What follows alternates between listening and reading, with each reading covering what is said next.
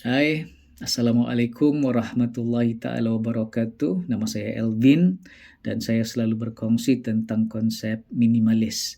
Ya, kalau sebelum ini di Facebook, Instagram, TikTok, tapi saya sudah let go semua tu sejak bulan Ogos 2024. Mungkin ini salah satu perjalanan saya jugalah dalam minimalism dan sebenarnya saya mau lebih fokus.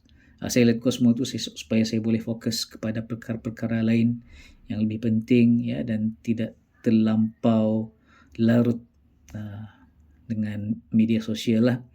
Okay, so sekarang sudah masuk bulan yang ke-7, bulan Mac ni kan, 2025 masuk bulan ke-7 tanpa media sosial tu, tapi saya masih lagi layan YouTube untuk belajar ya, untuk berhibur juga.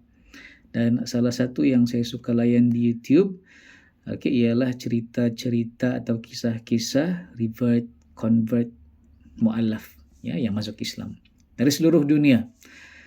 Jadi ada dari Eropah, dari US, dari Amerika Latin, Asia, semua itulah.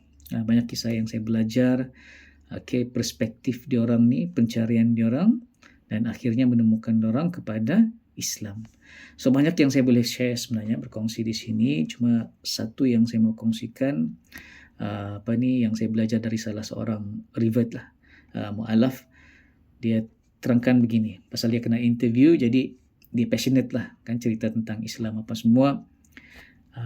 Salah satunya ialah membayangkan tentang apa sebenarnya yang kita perlu buat di dunia ini. Ini kita cerita pasal orang Islam lah, pasal saya orang Islam. Sebagai orang Islam, apa sebenarnya yang saya patut buat di dunia ini, bagaimana saya menjalani kehidupan.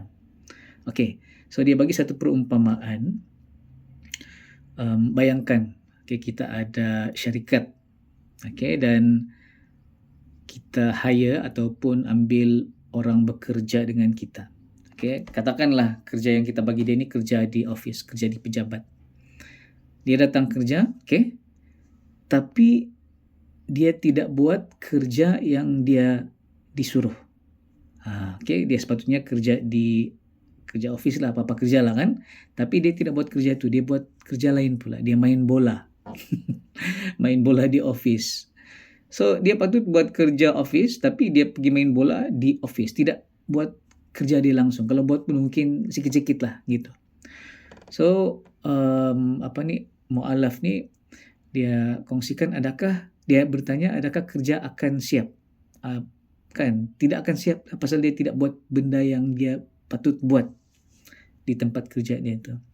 So dia umpamakan situasi ini ya, sama juga. Apa tujuan kita sebagai orang Islam ataupun manusia lah keseluruhan berada di muka bumi ini. Jadi di dalam Al-Quran ada dikongsi ya, ayat-ayat ataupun surah tentang tujuan manusia diciptakan di bumi. Salah satunya ialah Allah katakan, tidak aku ciptakan manusia dan jin selain untuk mengabdikan diri kepadaku. Maksudnya kita perlu jadi hamba kepada Allah ya. Dan satu lagi, bila Allah bagi tahu para malaikat ya, yang Allah mahu cipta makhluk, mahu cipta khalifah di muka bumi. Jadi dua tugas kita sebenarnya di muka bumi ini, yaitu untuk menjadi hamba kepada Allah ya, bukan sahaja dalam solat, bukan sahaja dalam ibadah, malah keseluruhan hidup kita adalah menjadi hamba. Dan yang kedua ialah untuk menjadi khalifah.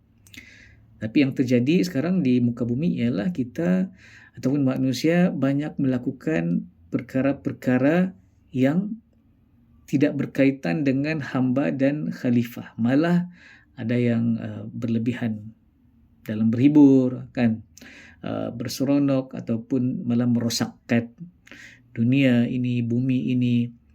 Dan mereka ini termasuk saya juga lah kan, bukan cakap anda, ni termasuk saya juga, peringatan untuk diri sendiri.